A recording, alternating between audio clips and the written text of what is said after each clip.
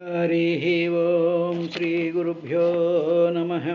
भजे व्रजैकमण्डनं समस्तपापखण्डनं स्वभक्तचित्तरञ्जनं सदैव नन्दनन्दनं सुपिञ्छगुच्छमस्तकं सुनादवेणुहस्तकम् अनङ्गरङ्गसागरं नमामि कृष्णनागरम् मनोजगर्वमोचनं विशाललोललोचनं विधूतगोपशोचनं नमामि पद्मलोचनं करारविन्दभूधरं स्मितावलोकसुन्दरं महेन्द्रमानदारणं नमामि कृष्णवारणम् कदम्बसूनकुण्डलं सुचारुगण्डमण्डलं व्रजाङ्गनैकवल्लभं नमामि कृष्णदुर्लभं यशोदया समोदया सगोपया सनन्दयायुतं सुखैकदायकं नमामि गोपनायकं सदैव पादपङ्कजं मदीयमानसे निजं दधानमुत्तमालकं नमामि नन्दबालकम् समस्तदोषशोषणं समस्तलोकपोषणं समस्तगोपमानसं नमामि नन्दलालसं भुवो भरावतारकं भवाब्धिकर्णधारकं यशोमतीकिशोरकं नमामि चित्तचोरकं दृगन्तकान्तभङ्गिनं सदा सदालसङ्गिनं दिने दिने नवं नवं नमामि नन्दसम्भवम् गुणाकरं सुखाकरं कृपाकरं कृपापरं सुरद्विषन्निकन्दनं नमामि गोपनन्दनं नवीनगोपनागरं नवीनकेळिलम्पटं नमामि मेघसुन्दरं तडित्प्रभालसत्पटं समस्तगोपनन्दनं हृदम्बुजैकमोदनं नमामि कुञ्जमध्यगम् प्रसन्नभानुशोभनं निकामकामदायकं दृगन्तचारुसायकं रसालवेणुगायकं नमामि कुञ्जनायकं विदग्धगोपिकामनोमनोज्ञतल्पसायिनं नमामि कुञ्जकानने प्रवृद्धवह्निपायनं यदा तथा यथा तथैव कृष्णसत्कथा मया सदैव गीयतां तदा कृपा विधीयताम्। ॐ श्रीगुरुभ्यो नमः। तत्रापि भारतमेव वर्षं कर्मक्षेत्रमन्यान्यष्टवर्षाणि स्वर्गिणां पुण्यशेषोपभोगस्थानानि भौमानि స్వర్గపదాని వ్యపదిశంతి అనేటువంటి విషయం చెప్తూ మిగతా ఈ జంబూద్వీపంలో ఉండేటువంటి భారతదేశం కర్మభూమి అయ్యా, తర్వాత మిగతా 9 ఖండాలు మిగతా 8 ఖండాలు ఏవైతే ఉన్నాయో 8 ద్వీపాలు ఏవైతే ఉన్నాయో అక్కడేమో పుణ్యం అంతా కూడా ఖర్చు పెడుతూ అక్కడ భోగలాలసత్వంతో మనుషులు జీవిస్తూ ఉంటారు. అక్కడ పుణ్యం అంతా ఖర్చు అయిపోతూ ఉంటుంది. కానీ భారతవర్షంలో మాత్రం కర్మభూమిది అని చెప్పిన తర్వాత ఇప్పుడు అక్కడ ఆ 8 ఆ ద్వీపాలలో ఉండేటువంటి మనుషుల యొక్క ఆయుర్దాయం ఏమిటి, వాళ్ళు ఎలా ఉంటారు, వాళ్ళ సుఖభోగాలు ఏ విధంగా అనుభవిస్తుంటారు, అక్కడ ఉండేటువంటి పరిస్థితులు ఏమిటి అనేటువంటిది నీకు వివరంగా చెప్తాను అని చెప్తూ కొన్ని విశేషాలు మన ఊహకి కూడా అందనటువంటి విధంగా ఉంటాయి. దాని గురించి కొంచెం ఆలోచన చేసినట్లయితే కొంతవరకు అర్థం చేసుకోవడానికి మనం ప్రయత్నం చేయొచ్చు. ఇప్పుడు తర్వాత ఆ సుఖాలు అనుభవించేటువంటి ఆ ద్వీపాలలో ఏ విధంగా ఉంటుంది అనేటువంటి విషయాన్ని చెప్తూ యేషు పురుషాణం అయుత పురుషాయుర్వర్షాణం దేవకల్పానాం నాగాయుత ప్రాణానాం వజ్ర సంహనన బల వయోమోద ప్రముదిత మహాసౌరత మిథున వ్యవాయప అపవర్గధృతైక గర్భకలత్రాణం తత్ర తు త్రేతాయుగ సమః కాలో వర్తతే. తత్ర అట్టి అంటే ఆ 8 ఖండాలు ఉన్నాయే, ఆ ద్వీపాలు ఉన్నాయే, అందులో ఈ ఖండాలు అయుత పురుష ఆయు వర్షాణం మానవమానంతో మనం ఇప్పుడు మానవులు మనిషి అంటే మనం 100 సంవత్సరాలు కదా ఇప్పుడు జీవిస్తూ ఉంటాం. ఇప్పుడు వాళ్ళు అక్కడ ఆ ద్వీపాలలో ఉండేటువంటి వాళ్ళు 10,000 మానవ సంవత్సరాల ఆయుర్దాయం వాళ్ళకి. ఆయుర్దాయం అంటే ఏమిటి? ఇక్కడ మానవులకి ఒక 10,000 సంవత్సరాలు ఇక్కడ జరిగితే అది వాళ్ళకి ఆ ద్వీపాల్లో ఉండేటువంటి వాళ్ళకి 1 సంవత్సరం అవుతుందయ్యా. ఆ విధంగా అయుత పురుష ఆయు వర్షాణం. ఆయుతం అంటే 10,000 సంవత్సరాలు. కాబట్టి అక్కడ వాళ్ళకి ఇక్కడ మనకి 10,000 సంవత్సరాలు జరిగిపోతే వాళ్ళకి అక్కడ ఒక వర్షం అంటే ఒక ఏడాది జరుగుతుందయ్యా. అటువంటి వాళ్ళు దేవకల్పానం, అటువంటి వాళ్ళు దేవతలతో సమానమైనటువంటి వాళ్ళు. మామూలుగా దేవతలకి మన భూమంలో ఉండే 10,000 సంవత్సరాలకు వాళ్ళకి ఒక వర్షంతో ఒక సంవత్సరంతో వాళ్ళకి సమానం. అదేవిధంగా ఈ ద్వీపాలలో ఉండేటువంటి వాళ్ళకి దేవతలకి ఎంత వయసు ఉందో వాళ్ళకి అంత వయసు ఉంటుందయ్యా. అంతేకాదు వయసు ఉండడమే కాదు, వయసు ఉంటే బాగానే ఉంది, వాళ్ళ యొక్క బలం ఎలా ఉంటుందంటే నాగ ఆయుత ప్రాణానాం. 10,000 ఏనుగులకి ఎంత బలం ఉంటుందో ఒక్కొక్క పురుషుడు కూడా అంతంత బలంతో ఉంటాడు. తరువాత వాళ్ళ శరీరాలు వజ్ర సంహనన బలవయ మోద ప్రముదిత తమహ సౌరత మిథున వ్యయాయ అపవర్గధృత ఏకగర్భ కరత్రాణం. వాళ్ళ శరీరాలన్నీ కూడా మంచి వజ్రంతో సమానంగా దృఢమైనటువంటి శరీరాలు ఉంటాయి. దాంట్లో ఆ శరీరంలో బలం ఉంది, దాంతో వాళ్ళకి వయసు కూడా ఉంది కదా, చాలా వయసు ఉంది వాళ్ళకి. అందువల్ల ఆ ఉల్లాసంతో వాళ్ళందరూ కూడా ఏం చేస్తుంటే రథమిథున వ్యవాయ అంటే ఆ స్త్రీ పురుషుల మధ్య ఉండేటువంటి కామోత్కర్షం వల్ల వాళ్ళకి బలం కూడా ఉండడం చేత, ఆయుష్ కూడా ఉండడం చేత వాళ్ళు చాలా సంభోగాలు అనుభవిస్తూ ఉంటారయ్యా.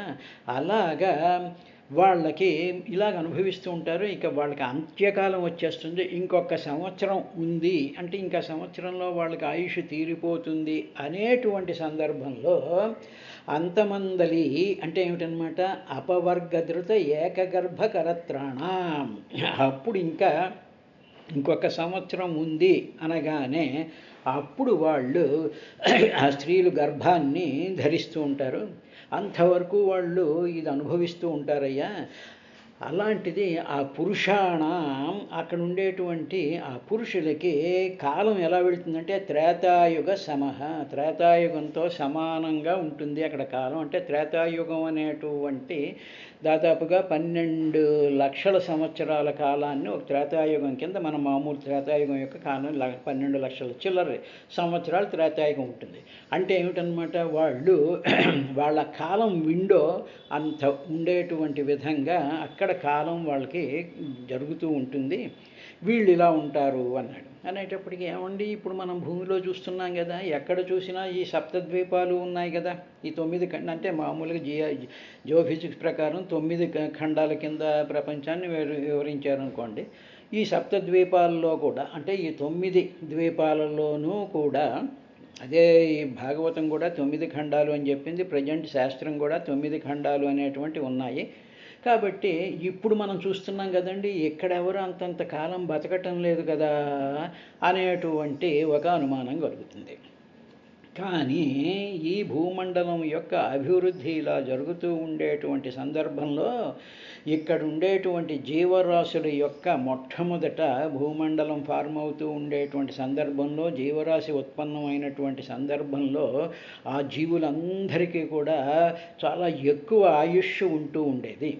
అలాగా ఈవెన్ జంతువులకు కానీ చెట్లకు కానీ ఎక్కువ కాలం వాటికి బతకడం, ఆయుష్ కలగడం అనేటువంటిది ఉండేది. తర్వాత చాలా బలము, తేజస్సు ఇవన్నీ కూడా ఉంటూ ఉండేవి.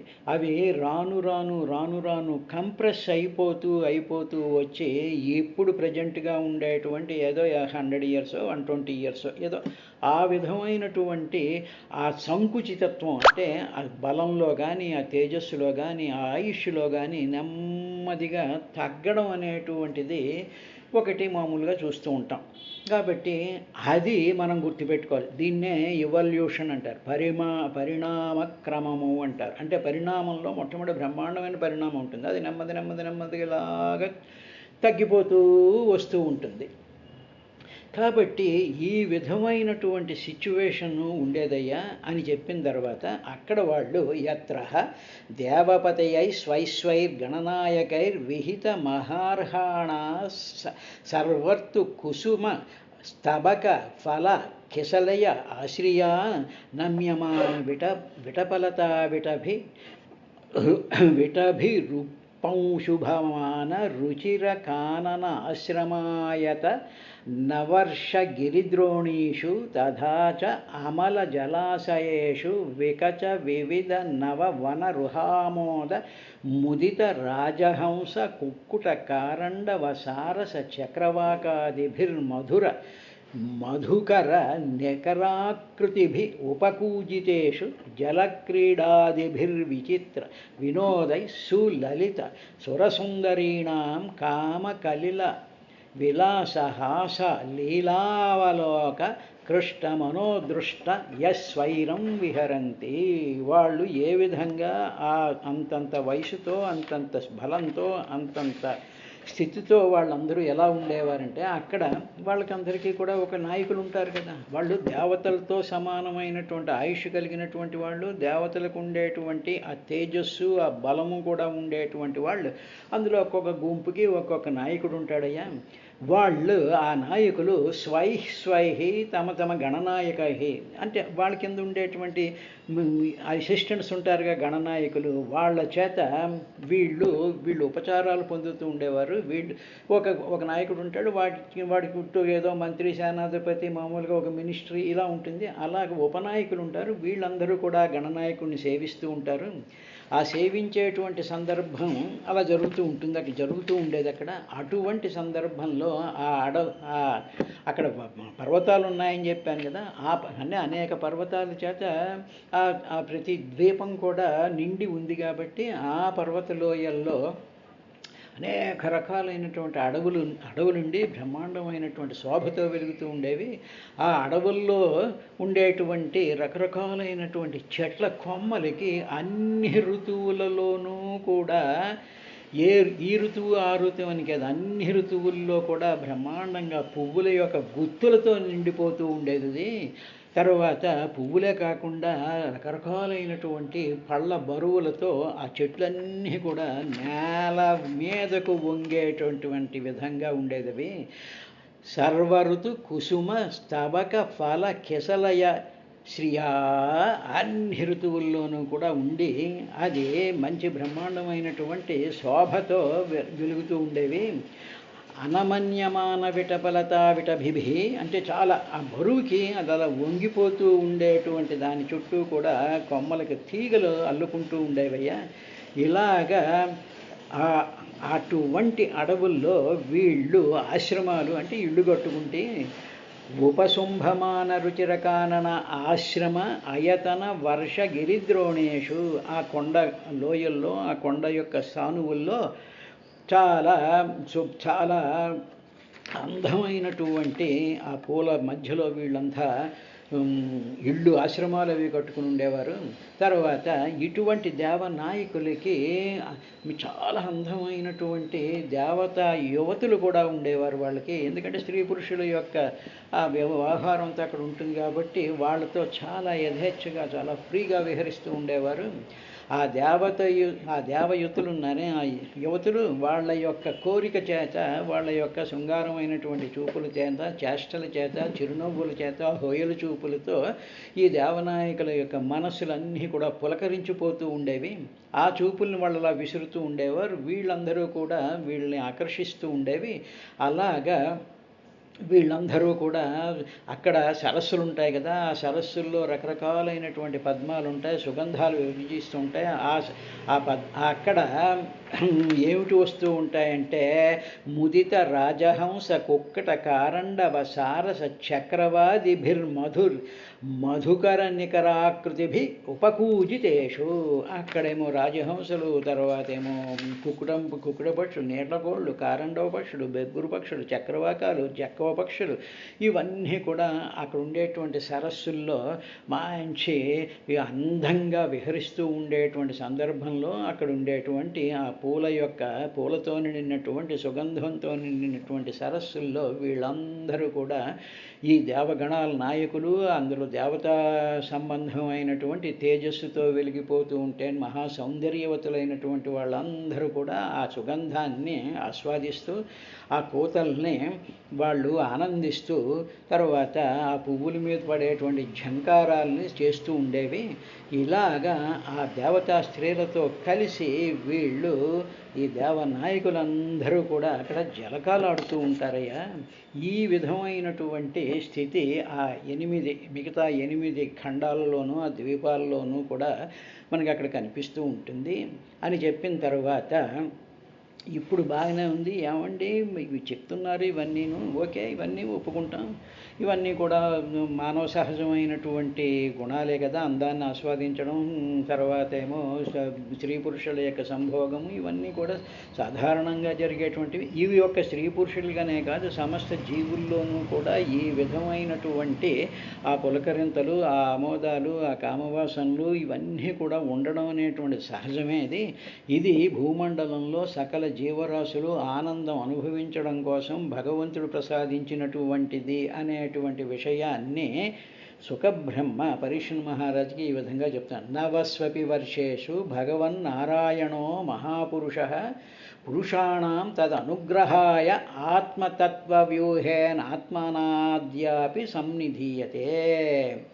ఈ 9 ఖండాల్లో కూడా అంటే ఈ కర్మభూమి అయినటువంటి మన భరతవర్షంను ప్లస్ మిగతా 8 కూడా పురుషోత్తముడైనటువంటి నారాయణుడు తన గుణ సముదాయాలతో గుణమయాలతో విభిన్నమైనటువంటి రూపాలతో ఉంటూ అక్కడ సమస్తమైనటువంటి జీవుల మీద కూడా అనుగ్రహాన్ని చూపిస్తూ ఉన్నాడు అని చెప్పి మనం పొరపాటుగా అర్థం చేసుకుంటామేమో అని చెప్పి భగవంతుడి యొక్క అసలైనటువంటి తత్వాన్ని ఈయన చెప్పడం ప్రారంభించాడు. అందుకనే మనకి భగవద్గీతలో కూడా చూసినట్లయితే బలవంతుల్లో ఉండేటువంటి బలాన్ని నేను, సౌందర్యవంతుల్లో ఉండేటువంటి సౌందర్యాన్ని నేను, సమస్తమైనటువంటి శబ్దాలలో ఉండేటువంటి ఆ మధురత్వాన్ని నేను అనేటువంటి విషయం భగవద్గీతలో చెప్తాడు కదా. ఆ విధంగా నవస్వపి వర్షేషు అంటే ఈ 9 ఖండాల్లో కూడా భగవన్నారాయణ మహాపురుష పురుషాణం ఆ మహాపురుషుడైనటువంటి సమస్త జీవుల్లోనూ కూడా నిండిపోయినటువంటి ఆ పరమాత్మ నారాయణుడే ఆత్మతత్వ వ్యూహేన తన యొక్క స్వభావం, ఆత్మతత్వము అంటే తన యొక్క స్వభావము అన్నాడు కదా. ప్రకృతి అష్ట ప్రకృతి భిన్నా అన్నాడు కదా. భిన్నమైనటువంటి 8 ప్రకృతిలో అపరా ప్రకృతి స్వరూపాలతో నేనే ఉన్నాను అని అన్నాడుగా.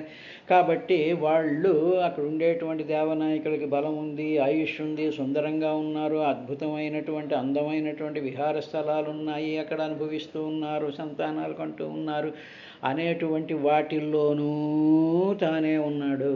తర్వాత కర్మభూమిలో ఉపవాసాల్లో నిష్టల్లో తపస్సుల్లో తపశ్చేషు తపస్వినః అన్నాడు కదా. తపస్సులు చేసేటువంటి వాళ్ళ యొక్క తపస్సుల రూపంలో కూడా నేనే ఉన్నాను అన్నాడు కదా. యజ్ఞాల్లో నేనే ఉన్నాను అన్నాడు కదా. మహాసాధకుల్లో కూడా నేనే ఉన్నాను అన్నాడు కదా. అందుకని భగవంతుడు సర్వభూతస్తమాత్మానం అన్నిట్లోనూ ఉన్నాడయ్యా.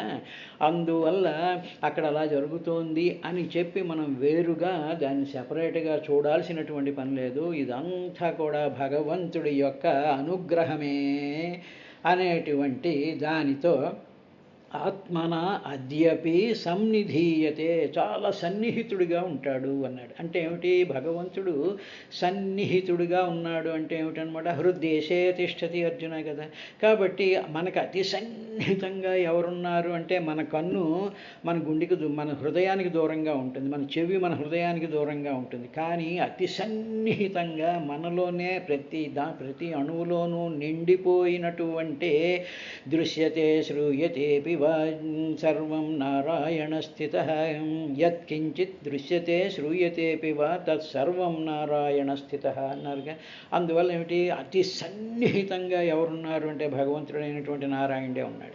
మన శరీరంలో ఉండేటువంటి వెంట్రుకలు, మన శరీరంలో ఉండేటువంటి గోళ్ళు ఇవి అన్నీ కూడా దూరంగానే ఉంటాయి. కానీ భగవంతుడు అనేటువంటి ఆ నారాయణుడు చాలా అతి సన్నిహితంగా ఉన్నాడయ్యా. కాబట్టి ఇలాగా ఈ ద్వీపాలలో ఉండేటువంటి వాళ్ళల్లోనూ ఉన్నాడు. అక్కడ ఉండేటువంటి రాజహంసలు, కుక్కుటాలు, పువ్వులు, అరణ్యాలు, కొండలు, వర్షాలు, అవన్నీ ఆ బలాలు అన్నిట్లోనూ కూడా తానే ఉన్నాడు. అందుకనే ఉంటాడు, బలయుతులకు దుర్బలులకు నీకు నాకు బలమెవ్వడు అన్నాడు కదా. కాబట్టి ఆ బలస్వరూపమైనటువంటి వాడు నేనే. కాబట్టి వాళ్ళకి అంతంత బలం ఉంది.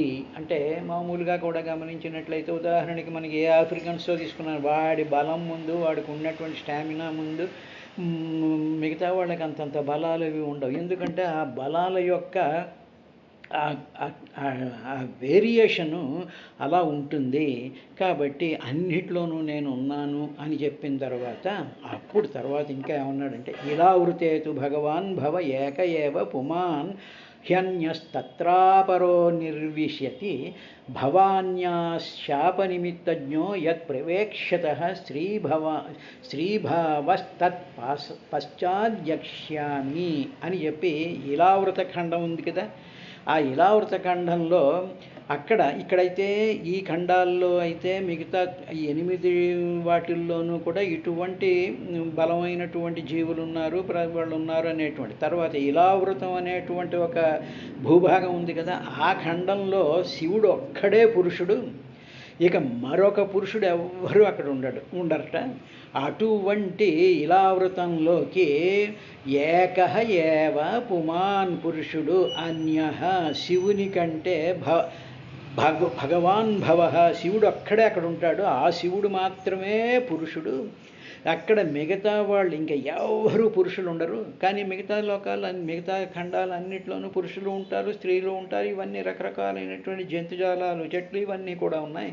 కానీ ఇలావతంలో మాత్రం శివుడు అక్కడే ఉంటాడు. అక్కడికి పొరపాటున ఎవడైనా పురుషుడు అంటే ఏ మేల్ క్యారెక్టర్ అంటే మగవాడు ఎవడైనా వచ్చాడు అనుకుంటే ఇలావృతంలోకి స్త్రీ రూపాన్ని పొందుతాడు అని చెప్పి పార్వతీదేవి శాపం పెట్టింది. భవాన్ని శాప నిమిత్తజ్ఞో, ఆ పార్వతీదేవి శాపం పెట్టింది.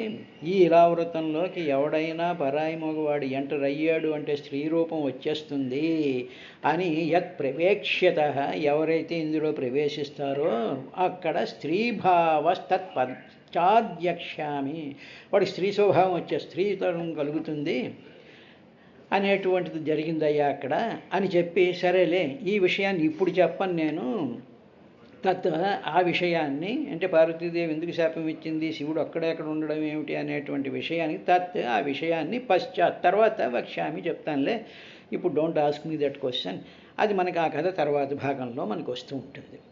ఇది అక్కడ ఇలావృతేతు భగవాన్ భవః ఏకః ఏవ పుమాన్ అన్యః భవన్యాః శాపనిమిత్తజ్ఞః అపరః ఇంకో పురుషుడు తత్ర అచట నహి నిర్విశతి అక్కడ ప్రవేశించడు.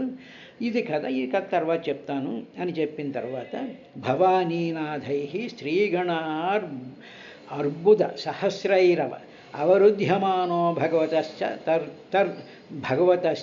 తుర్మూర్తేర్మహాపురుషస్య తురీయాం తామసీం మూర్తిం ప్రకృతిమాత్మనః సంకర్షణ సంజ్ఞాత ఆత్మసమాధిరూపేణ సంనిధాప్యై తదభిగృణన్ భవ ఉపధావతి అని చెప్పి ఆ పార్వతీదేవి నాయకత్వంలో ఇప్పుడేమిటి అక్కడ శివుడు ఎక్కడున్నాడు, ఆ ఇలాతలంలో శివుడు ఉన్నాడు, శివరూపంతో ఉన్నాడు ఆయన. అలా ఉండేటువంటి సందర్భంలో అక్కడికి ఎవరు వచ్చినా స్త్రీల కింద మారిపోతున్నారుగా.